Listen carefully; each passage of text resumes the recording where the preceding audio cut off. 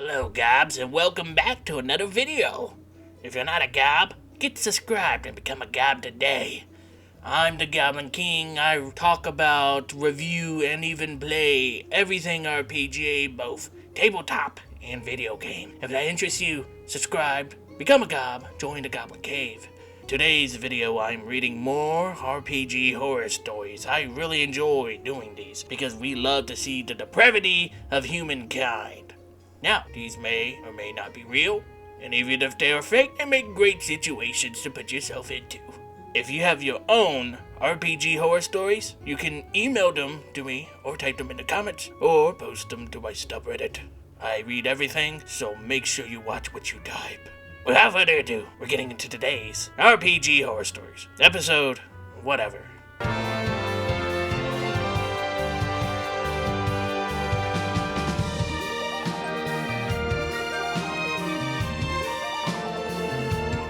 Our first story comes from Random Joseph. Player keeps asking for exceptions, but doesn't want to deal with the consequences. Hiya, don't really post on Reddit, but this story had stuck in my mind for a while. I was DMing a 5e game for my friends, and we were planning to go through Tales from the Yawning Portal.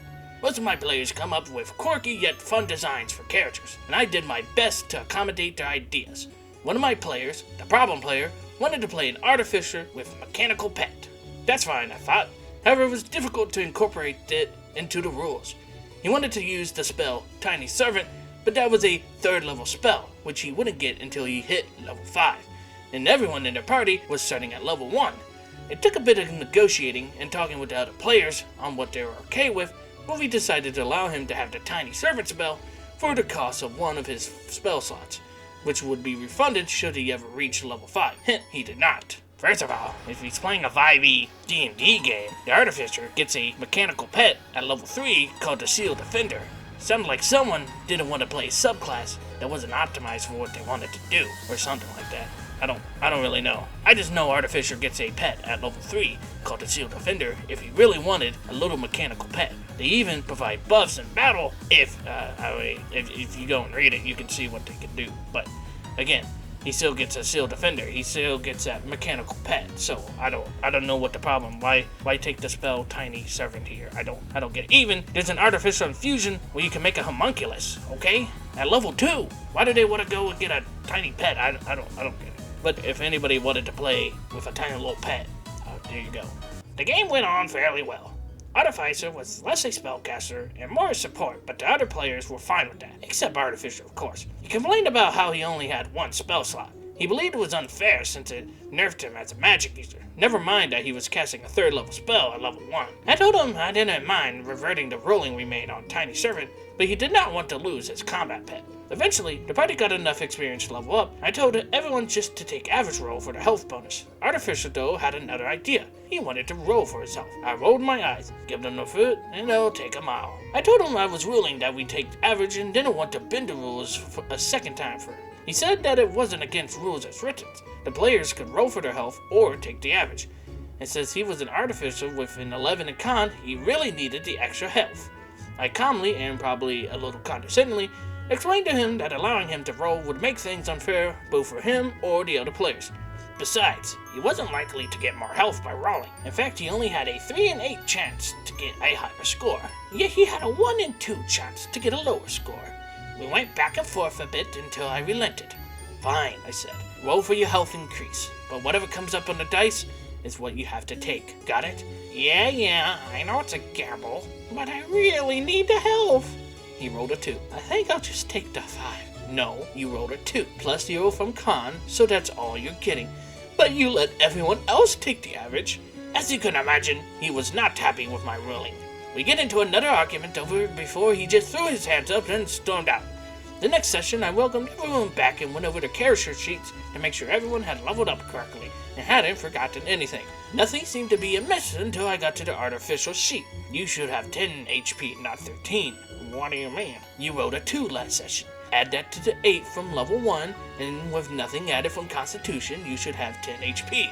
I didn't roll. You made everyone take the average, remember?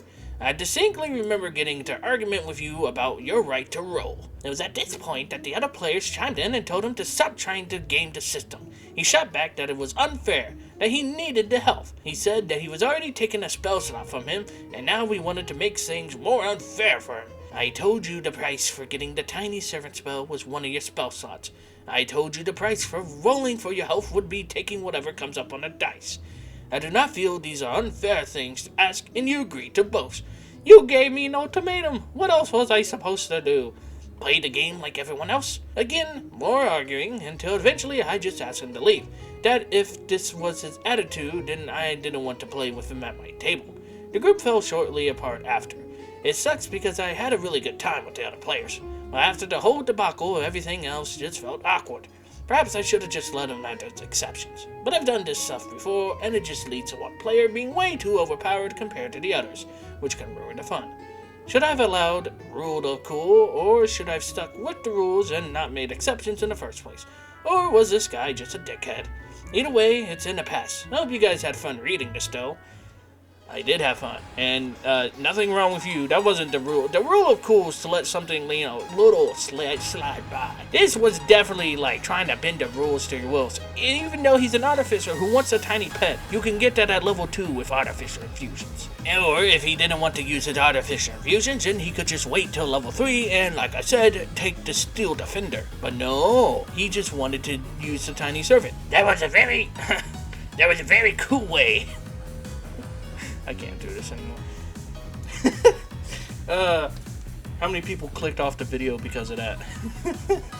Anyways, that was a very cool way of letting him do what he wanted to do. He wanted a tiny mechanical pet. You and him came to terms, which is what should happen. Players should work with the DMs to get the things that they want, but they should also respect the DM's decisions. In part, it's a give and take on both sides. Both sides have to come to an agreement. Not one side overwhelmingly rules out the other sides, unless the player or the DM is just outright, being overly controlling or whatever, something like that. What was I talking about?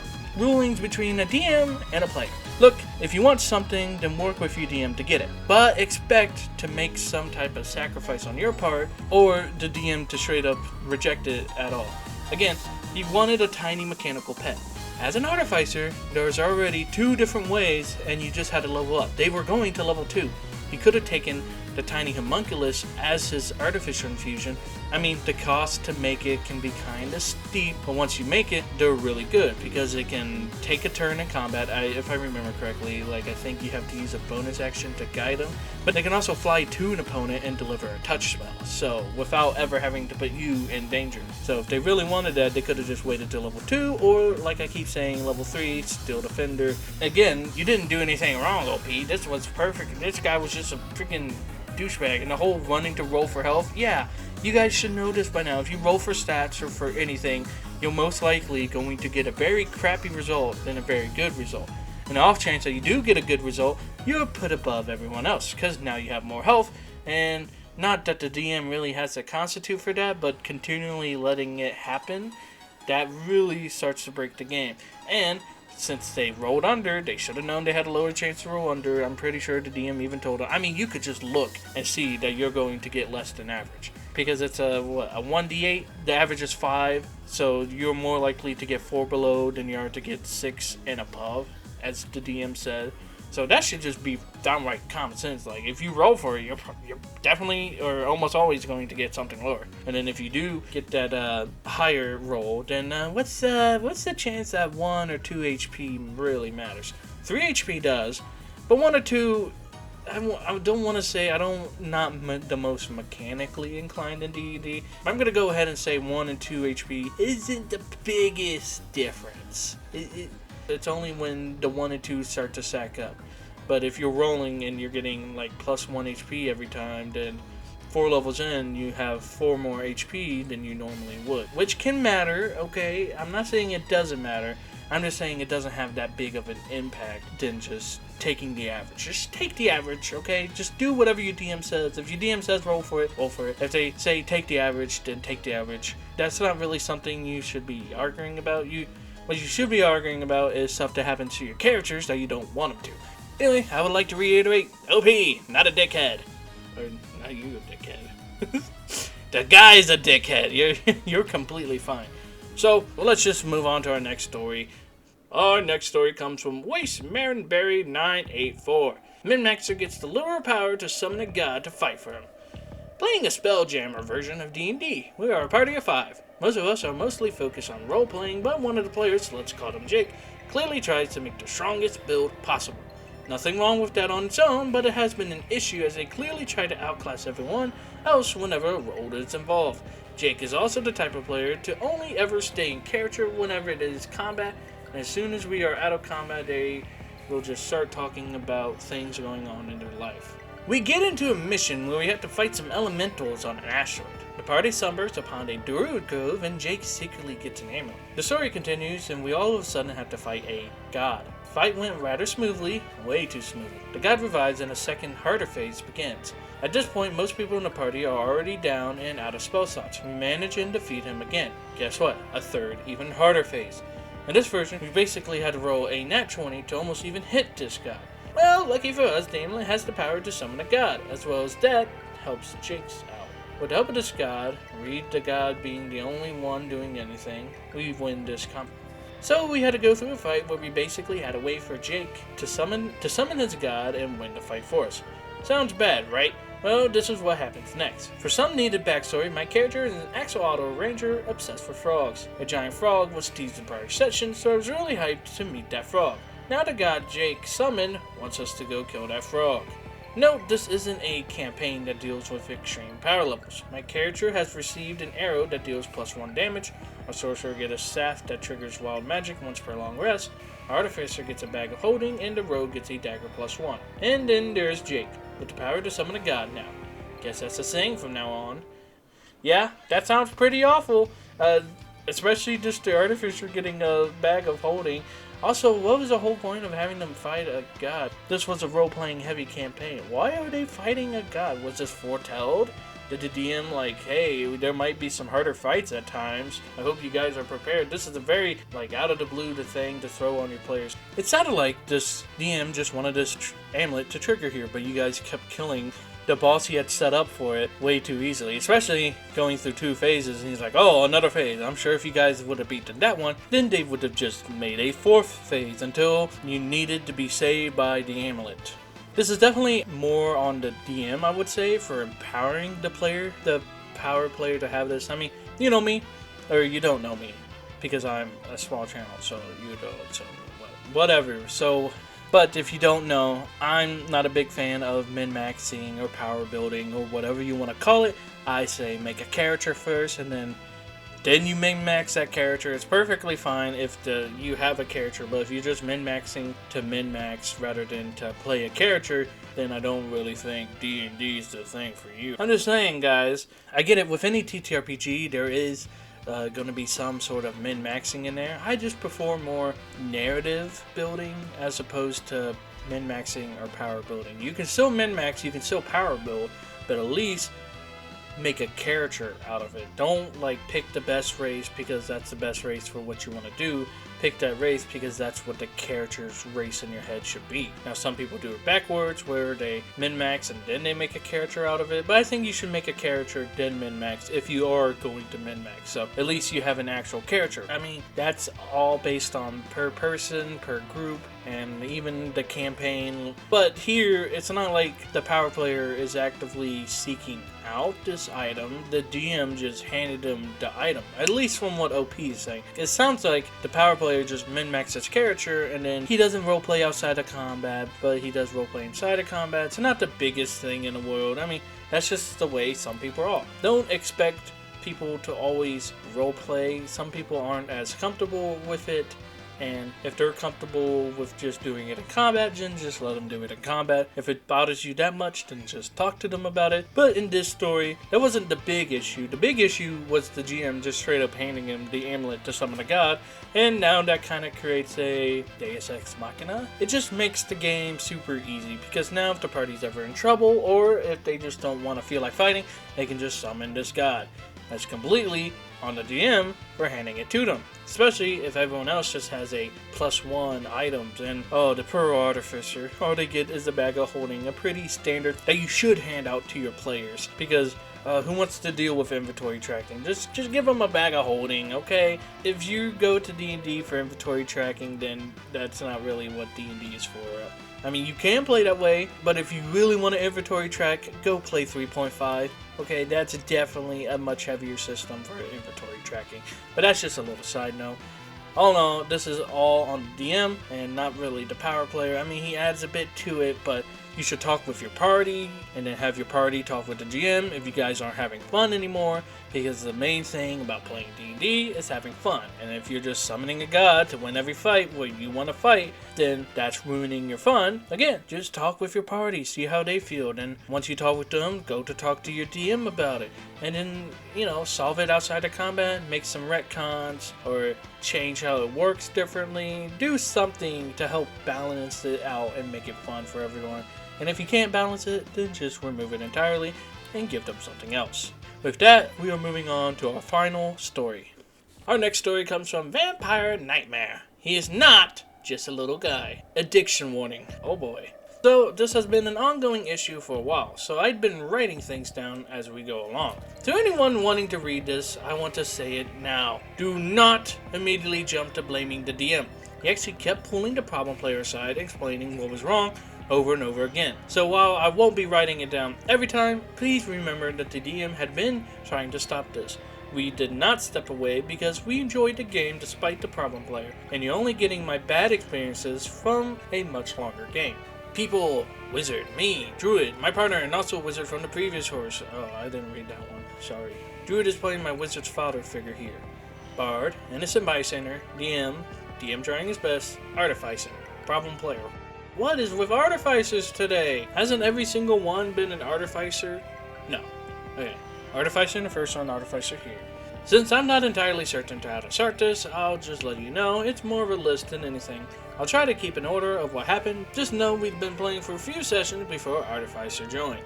We meet up with Artificer in the tavern and have a conversation and character with him. Things went okay, and the DM noted there was a curfew that characters needed to uphold. All PCs leave, and we notice Artificer trying to climb into the sewers. My wizards, being a bit naive, offers to let our new friend stay with her in their grandmother's house, since it was conveniently the only place close enough for all of us to get before curfew hits. Curfew train! Right, we're just gonna keep going. Artificer seemed reluctant until I offered to let him read the couple books my character had, at which he jumps at the chance and follows. It was at this point out of game that he accused my 16-year-old wizard of kidnapping his 80-year-old Artificer by asking if he wanted to come read at her house, and him agreeing. Next day, Artificer reveals to us by accident he effectively lives in what is essentially an underground fight club and has been there pretty much his entire life. Anyway, long story short, after the party gets sent on a mission to track someone down for Bard, we get literally thrown in the desert.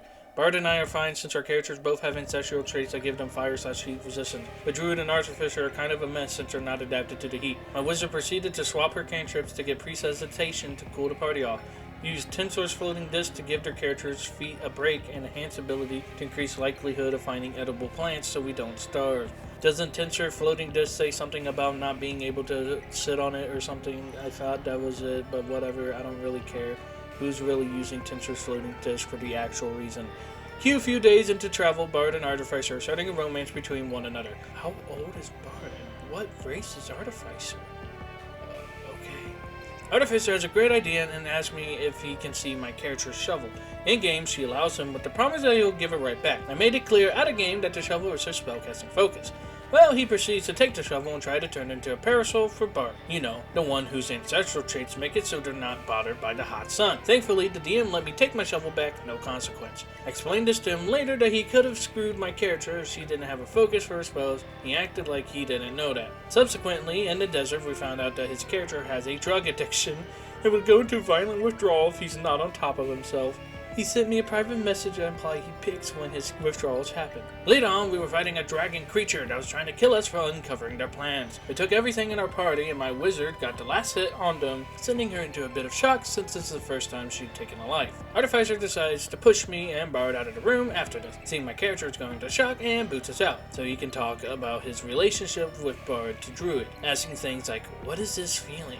and "What is it when someone pushes their lips against yours?" Druid explained to him and got his character ready to try to rest after all of us nearly dying. When Artificer decides to mess with the corpse of the thing we just fought, bringing them back to life, even giving them their full health back. What is happening? What level? What is happening here? What? I don't understand a single thing. Are they an old man? Are they like a young elf? Are they what's it like to be cast? I don't get it. I'm freaking out here. The train sent me a screw, and now the story sending me a screw. What is this player? What is this character? Not a player, the character. How do you just mess with a corpse and bring it back to full life, full HP? How does that happen? I don't think reanimate works here, right? Because it can only target such a level. Is it like a really weak dragon, maybe? Ugh. Now Druid is panicking since we can't face this, and Bard and I run back into the room to face them. Finally, my character reveals that her birth parents are working together with their faction. This gets us out of trouble for the time being, and our party rushes out of the rooms we previously had. What does that mean? I don't understand that part of the story. Further investigating, we found the person Bard was tracking was here, mutilated, and the reason was my wizard's parents. They're home, and we have to face off with them. Druid and I are ready, but Bard went into shock at the scene. The two parents look around and see Artificer. They call him a strange code that sounds like a serial number. Theory is Artificers, they test tube baby of sorts, and Artificer recognizes it as his name. They then proceed to order him to kill Bard, which he promptly tries to do without question or fighting. My character has tried to convince him to snap out of it since she's at 2 HP and Druid is down. Him not participating kept Druid and I in melee and fighting enemies that were balanced for all of us four together. Did I mention this was the first time his character ever met my character's parents? Anyway, he decided to snap his character out of it and help finish the fight. Fast forward to some time of his most recent actions, his character finally saw his mother in person, talking to another one of the dragon creatures. Druid pulls him back and warns him about the guy is way too strong for him to handle. The dragon creature that they saw was the same one who killed Druid's family. Artificer looks at Druid and legitimately says, well, he knows my mom, so he can't be that bad, and then proceeds to run off to greet her. Proceeds to get shot by his character's mom. And then we have to bail him out again. We debated just letting him die, not gonna lie. All of this, and every time us or the DM brings up bad actions of his characters, his response is always, "Aw, he's just a little guy." His character is the oldest and tallest of the party, raised in a fight club. It is not scared to get violent with the party members who have been trying to help him. Has gotten us nearly killed with his own actions 3 times. I finally went off on the player, snapped that his character was not just a little guy, pointed out every bad action he had been directly doing to us as a group since the start, that he's tried repeatedly to get us killed. He tried to say that he didn't say that when the part about Druid got brought up. DM stepped in and agreed with me that yes, he said that almost verbatim. Finally, Artificer left, sending DM messages of, "I didn't know the party hated my character so much," despite the fact we kept telling him what he was doing was wrong. The next day, he didn't show up and lied as to the reason why. There was more Artificer's player did to me on a personal level during the game, but I think I'll leave it here with the endgame issues instead. Game is still ongoing, and we did not know if Artificer will return. If he does, we really just want him to clean up his act and act like a party unit instead of the Artificer show. Oh my gosh, where do I begin? Okay, we got at the start that the DM was pulling them aside and letting them know. But you should put them on a strike system. I don't know the relationship, if they're like close-knit friends or anything. It doesn't sound like it with the last part, but I get it. You don't want to kick your friend out, but sometimes you gotta be straight up with them, okay? But again, you guys know your relationships better than me. And again, I have that disclaimer, I'm not a professional. Essentially, what I'm saying, if you have to constantly keep pulling a player to the side and telling them, hey, knock it off, or hey, maybe you shouldn't do this, and if they say, oh, that's what my character would do, then make a new character, okay? Because you're the one who makes the characters, you're the one who decides the character's actions. Look, just because your character would do it doesn't mean your character has to do it. Okay? You don't have to do everything that your character would do to a T, especially if it's hindering the party. If you have a player or character that is hindering the party or impacting your fun, then talk to them or remove them. Same thing with the character. Maybe talk to the character and have the character shape up a bit, and if the character doesn't, then get rid of them. Make a new character. Make a new character that wants to participate and help the party instead of actively hindering the party. I'm not saying you can't play a character that hinders the party, but if that character is obviously impacting the fun of other people's play, then maybe you should make another character that does it. Because, sometimes you can do actions that hinders the parties, but everyone still has fun. Obviously, they're not having fun here. So make a character that will actually help the characters, the party out. You say not to blame the DM, but if they had to continually keep pulling that player to the side, maybe you should think about kicking them out or letting them know that, I don't know, just be straight up with people, okay? I always say talk it out. It's never usually that simple, but I wish it was. So that would be our stories for today. That last story was a bit rough. I didn't quite understand what was happening in the story, but I get the gist of it. But now, with all of the stories out of the way, tell me what you guys think. What do you have done different when all of that good stuff? I love reading comments. I guess the algorithm loves it or something. I don't know. But if you do leave a comment, I will read and try to get to it whenever. And if it's just a supportive comment, well, thank you. And that's the same thing for watching the video. Thank you for making it this far. Once again, I am the Goblin King. I read, review, and play RPGs on my channel. If that interests you, subscribe and become a goblin today. Join the Goblin Cave. And yeah, I guess that's it. Well, I got my social media play, whatever. I have a Twitter, I have a Reddit. That's it. I don't really care anymore.